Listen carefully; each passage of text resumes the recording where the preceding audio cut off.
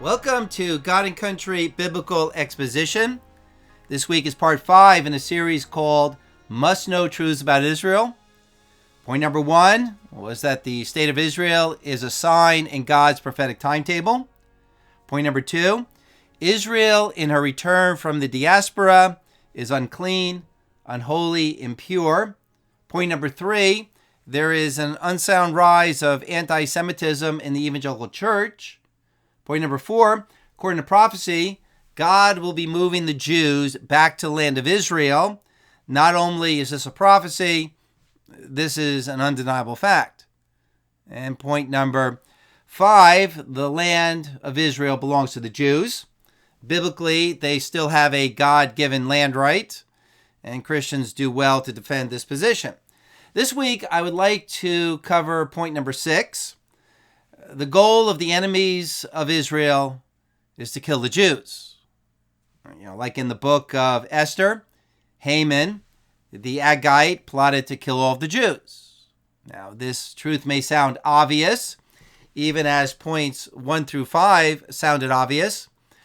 But in the West, many people are naive in regard to the religious zealotry of Islam against the Jews. Hence, politicians put forth the two-state solution. The solution to the conflict in the Middle East is to create a Palestinian state in Israel alongside the state of Israel.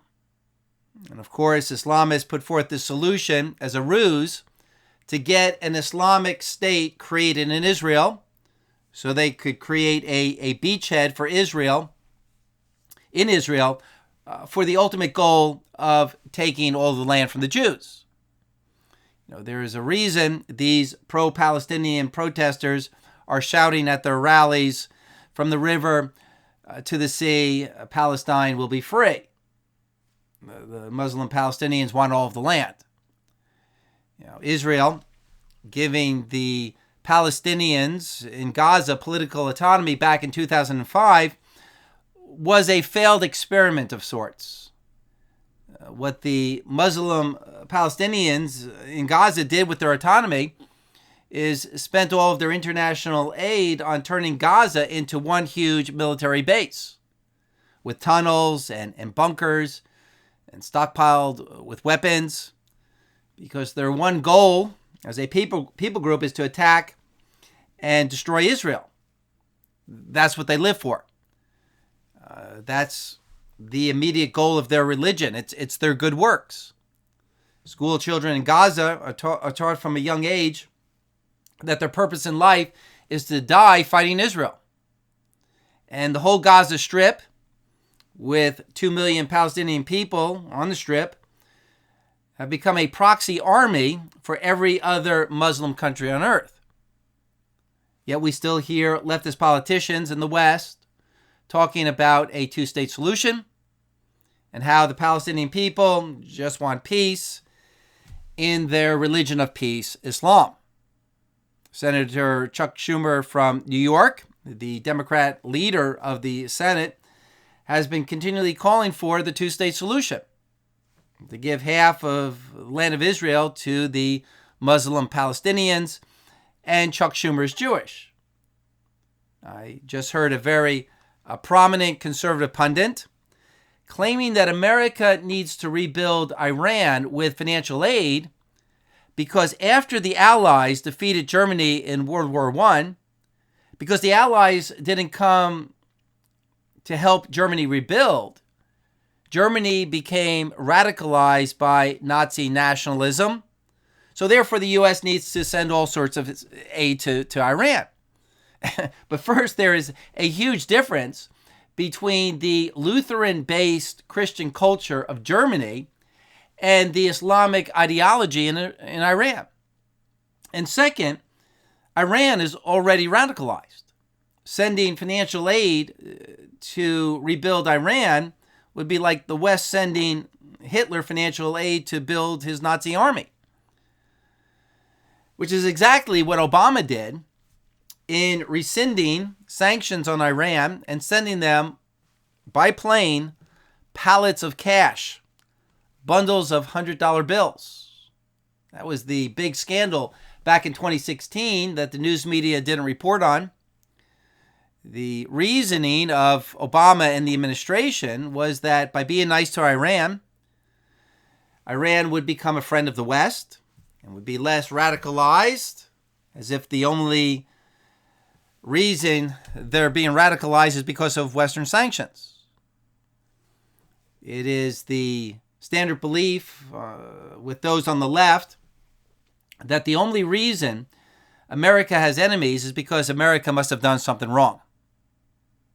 Well, Iran took the money and the end of sanctions and used it to build up their missile arsenal and their technology to attack Israel. They also sent money to Hezbollah in Syria, to the north of Israel. And they sent money to Hamas on the Gaza Strip, to the west of Israel. And they sent money to the Houthis in Yemen, to the south of Israel.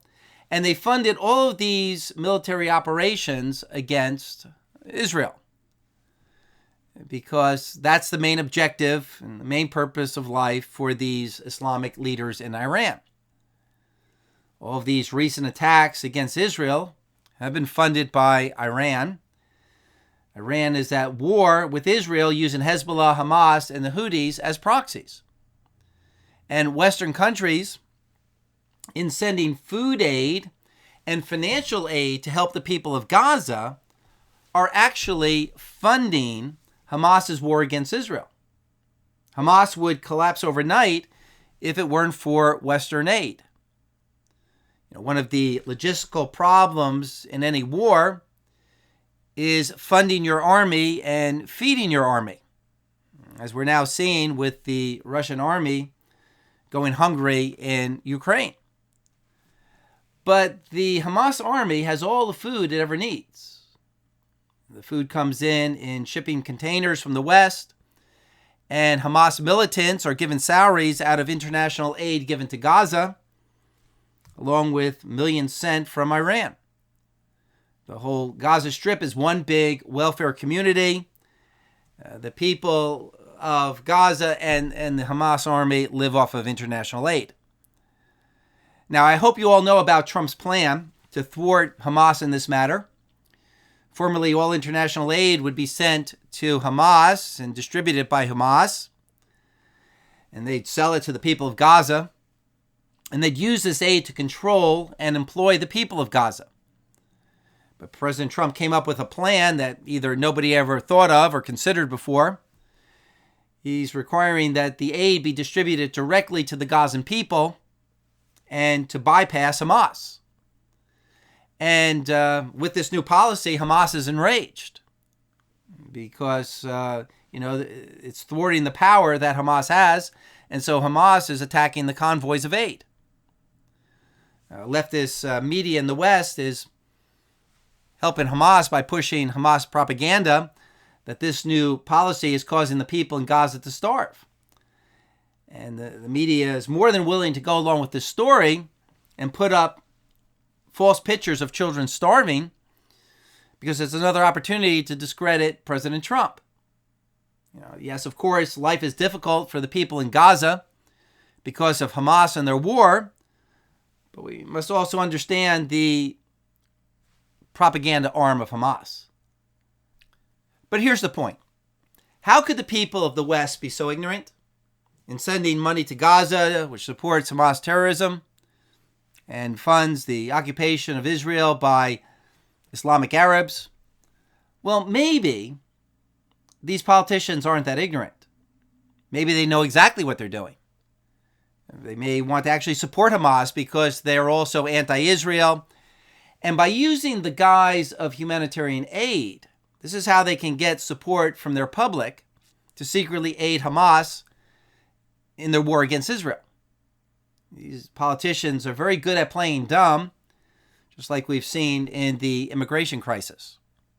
But I'm sure it's still a mixture of both political world leaders who are ideologically anti-Israel and those who are just naive. This week I came across a presentation that Ben Shapiro with the Daily Wire did at Oxford in England. And Shapiro presented some very insightful reasons as to why the West is fooled by Islam. Now, I could read the excerpts from his presentation, but let me play it for you. It's about 4 minutes. The opening statement tonight is pretty serious because of obviously the world events that we're watching around us, which is the real reason that you're hearing people outside chanting genocidal slogans like, "From the river to the sea, Palestine shall be free," which is, in fact, a genocidal slogan. The river they're talking about is the Jordan River. The sea they're talking about is the Mediterranean Sea.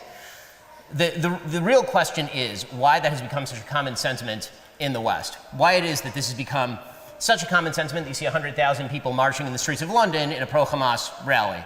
Or why it is you see widespread sentiment honeycombed throughout American universities and universities throughout the West in favor of Hamas after Hamas committed the worst pogrom against Jews since the Holocaust. And let me be extremely clear about this. I brought some visual aids for those people who don't actually believe what is eminently true, which is that Hamas is not the same as the West. Hamas is not morally equivalent to Israel. If you don't believe me, this is what Hamas is.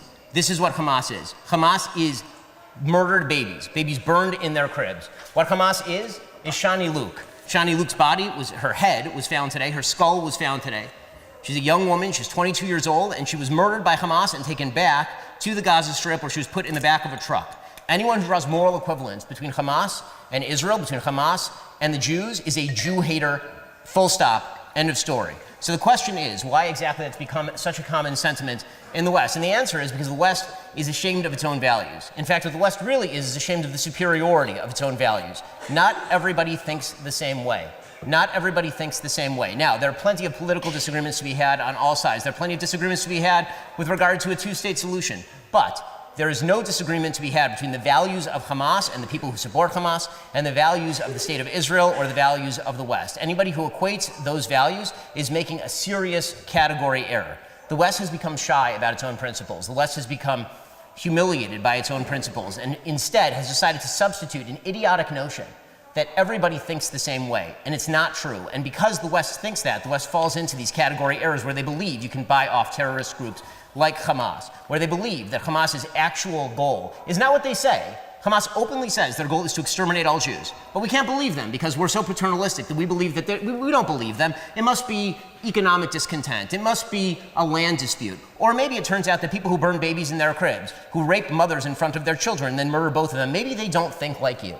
Maybe they don't think like me. Maybe these are people who have a different worldview, and that worldview cannot be combated by pretending it away with morally relativistic bullshit. Maybe that is what we are watching in the West. And so what the West actually has to do is start to have a little bit more respect for its own values. And back in 1933, this union voted in humiliating fashion, the so-called Oxford Oath, that they would not defend king and country. And that was used by people like Hitler, like Mussolini, to believe that the West was weak. Any civilization that will not defend its own values, any civilization that creates an equation between its own values and the values of groups like Hamas is weak. And that is not something the West can afford. Now, 6 million Jews died in camps and died in ditches waiting for the West to discover that its values were superior to the values of the Nazis. The state of Israel exists so that the Jews don't have to wait anymore, and thank God for that. But this is not about Israel for the West. What it is about is whether the West is going to defend values that actually matter. It's about whether the West is going to recognize once and for all that its values are not the same as those of groups like Hamas, that not everything can be talked out in negotiations in a room, that the people who would do the sorts of things that we saw on October 7th are not morally equivalent to people who try to target those terrorists, who are trying to kill those terrorists, while the terrorists themselves are bragging about putting civilians atop their rockets. Okay, any moral equivalence that's drawn in this conflict by the people who are chanting outside should be treated as evidence of anti-Semitism because there has never been a clearer moral contrast than what we are seeing right now. Well, the moderator then went on to ask Shapiro questions that actually prove Shapiro's point. She asked questions trying to make the case for a moral relativism and a moral equivalency in the world, that all cultures must be morally the same. To say otherwise is bigotry. And in the questions from the students, they showed that they were so indoctrinated in DEI moral equivalency that they really couldn't even comprehend what Shapiro was saying. Now, as Christians listening to conservative commentary, such as this of Ben Shapiro, we see how much biblical truth is excluded, and hence the argument is lacking. From Scripture, we understand the reason the West is naive concerning Hamas and Islam is not primarily because they're ashamed of their values or because they become shy about their own principles, but because they have abandoned their Christian values. They've lost all conviction and no longer believe in truth. Secularists in the West don't believe in sin. They don't believe in their own personal sin, and so they don't believe in the sins of others. Nothing is due to sin. It must be an economic problem. It must be an environmental problem. So a people's dysfunction can simply be cured by giving them money or by giving them a seat at the table. A disbelief in sin is the reason intellectuals in the West support communism, totalitarianism, globalism, and Islam.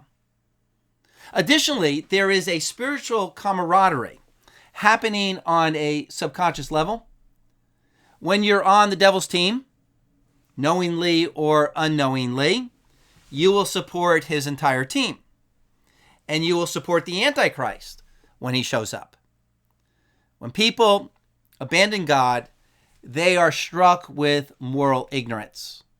Romans chapter 1, they become futile in their speculations, and their foolish hearts are darkened. Professing to be wise, they become fools, and God gives them over to a depraved mind. And by this, they make fatal choices, they're naive, and they walk into their own judgment. And hence we have the Islamification of Europe. The European people no longer believing in Christianity, no longer looking to the Bible as an authority, but looking to their own intellect. Islam comes along and fills the vacuum. So this must-know point about Israel is not simply about the enemies of Israel, but why the secular West is deceived by the enemies of Israel, and that's the bigger part of the story. How moral relativism, a disbelief in sin, a belief in DEI that there should be no moral superiority in values, has caused the world to oppose Zionism, or rather, these secular ideas have been used as a moral justification for the anti-Zionism that's already in the heart. Here's an example. The threat of Iran getting a nuclear weapon. If you know anything about Islam, you know that if they get a nuclear weapon, they will proactively drop nuclear bombs on Israel to wipe it off the map. With the old Soviet Union and the CCP, the West could always depend on the philosophy of mutually assured destruction. The Soviets would not use a nuclear bomb against us because they knew that it would mean we would use a nuclear bomb against them. But in Islam, there's not the same concern. In Islam, it's their duty to die for Islam, killing infidels. And it's the duty of the people of Islam to suffer. The leaders in Iran can hide out in bunkers, and even if most of their population is killed off by a retaliating strike, it's a small price to pay for achieving the Islamic goal of destroying Israel. Nuclear bombs dropped on Israel could eliminate all plans for a Jewish national state. And it would solve the Jewish problem once and for all. Now, how do we know this about Islam? Because from Scripture, we understand the depravity of the human soul. We understand the influence of the demonic.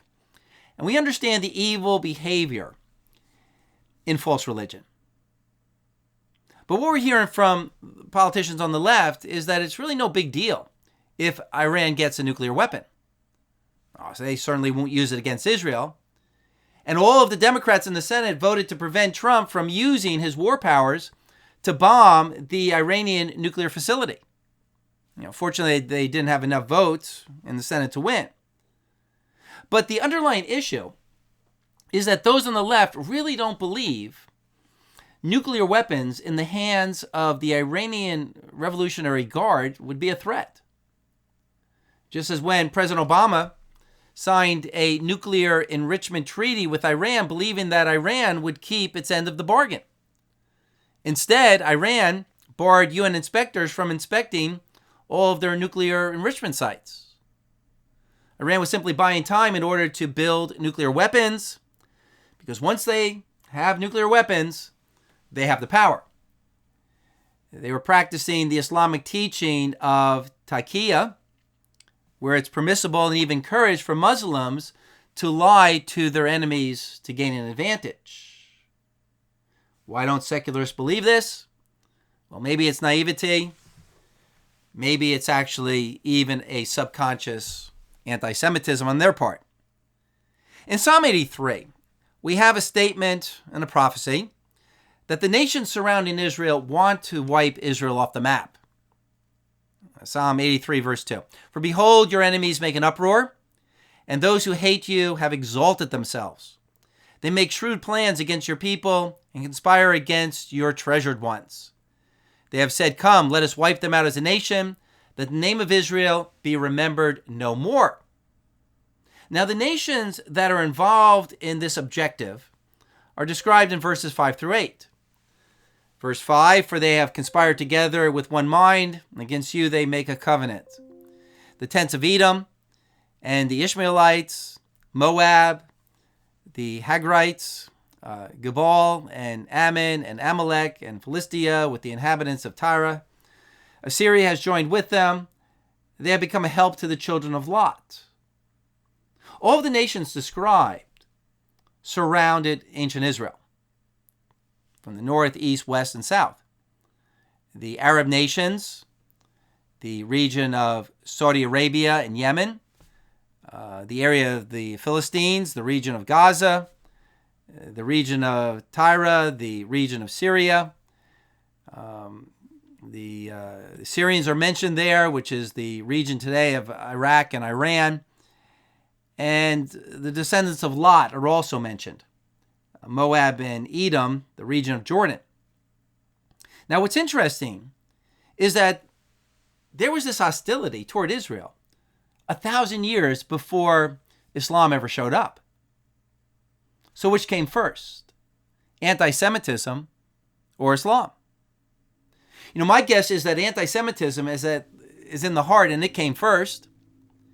And Islam was developed to be a justification for Arab superiority and a way to justify through religion a hatred for the Jews. But at the root of it all is a despising of God's calling and blessing upon the Jews. Jealousy and envy on the part of the unsaved. And it goes back to the story of Cain and Abel.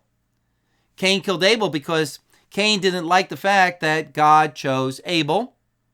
Cain, in his self-righteousness and pride, couldn't stand being second to his brother. And this is what's still driving anti-Semitism in the Middle East today. Psalm 83, verse 2. Those who hate the true God are exalting themselves, and they have created a false god that affirms them. So let's understand the enemies of Israel. Ultimately, it's not about land, it's not about religion, it's not about ethnicity. These people hate the God Israel represents. Romans chapter 5, mankind is at enmity with the true God. Oh, mankind has religion, a God of their own making, but not the true God. And in that the unsaved are part of Satan's kingdom, Satan's spiritual influence is also inspiring hatred for the Jews. Revelation chapter 12, verse 13, and when the dragon, the devil, and Satan, who deceives the whole world, saw that he was thrown down to the earth, he persecuted the woman who gave birth to the male child, the Messiah. And this verse includes not only Herod wanting to kill Mary and the Christ child, but Satan's persecution of the church, the rest of the offspring of the woman, verse 17, and also Satan's persecution of national Israel. For Satan knows that God still has a plan for the physical descendants of Abraham. Anti-Semitism in the world, even in the Holocaust in Germany, has Satan's fingerprints all over it. Now, in conclusion, I want to end on an encouraging note. The fastest growing church in the world is not in China, it's not in Russia, it's not in Africa, it's in Iran. Among the grassroots, Christianity is exploding in Iran, the main country where radical Islamic leaders are funding and instigating all of these current attacks against Israel. Quote, persecution threatens to wipe out Iran's tiny Christian community, but instead the Iranian church has become the fastest growing church in the world, and it's influencing the whole region for Christ. And there are many articles about this movement, but I especially want to direct you to the first-hand testimony of Ramin Parsa in a video put out by TBN called Ex-Shia Muslim Reveals Millions Leaving Islam in Iran. And Ramin's testimony is that the Iranian people, seeing the cruelty and the dictatorship of their Islamic overlords, has caused the Iranian people to turn away from Islam. And they're realizing that their Islamic leaders aren't even Iranian Persians, but they are Arab foreigners. By law, every baby born in Iran has to be given an Islamic name. So when the people of Iran grow up, they all use Persian nicknames. In Iran, every morning in school, the teachers have the students say, "Death to America, death to Israel." Quote from Ramin, I saw people being executed and tortured and beaten by the regime, and it happened to me.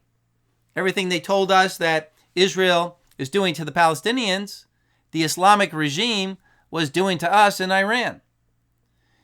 The Iranians now have sympathy for Israel because they're seeing that the Jews are being oppressed by the same Islamic ideology as the people of Iran.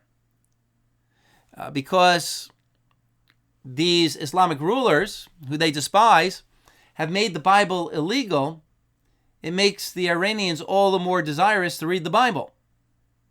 The Islamic Revolution in Iran has done more to end the popularity of Islam. So this is really amazing. And I really don't understand how Satan can overplay his hand. Maybe he can't even control the sinful flesh of the very people he gets to do his bidding. And so he unwittingly creates a bad testimony for his false teaching, or maybe he just doesn't even care. But what could this mean that the people of Iran are turning to Christ?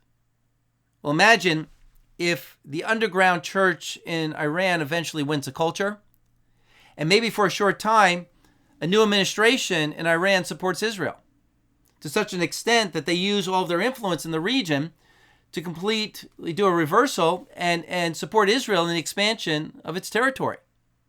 Or maybe even tear down the Mosque of Omar and allow the Jews to rebuild the temple. That would certainly be a turn of events from the Lord. And that is my next must-know point about Israel. Number 7, the temple will be rebuilt. But that's a discussion for next week. Thanks for listening. Keep standing firm for Christ, and may Jesus Christ reign.